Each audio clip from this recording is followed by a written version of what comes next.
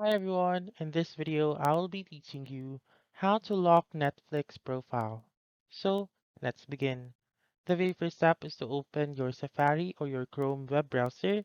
So I'll just use Safari right here and then type in netflix.com/your account. So once you type in netflix.com/your account, simply click on go right here, and then you should be able to see your account page right here. So if it asks you to log in, then please log in with your account. And once you have logged in, you will see section or page like this one. So you should then go to profile and parental controls right here and look for your profile. So for example, this one, I'll choose this one. Simply click on the drop down arrow right here and go to profile lock right here. So click on change and wait for it to load.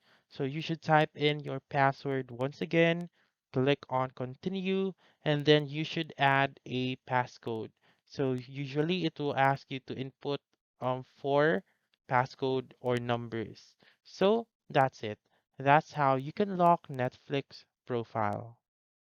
So that's all for this video. Let me know in the comments section if this works out for you. For more helpful tutorials like this, please subscribe to our channel and don't forget to click that notification bell. Thank you for watching and have a wonderful day.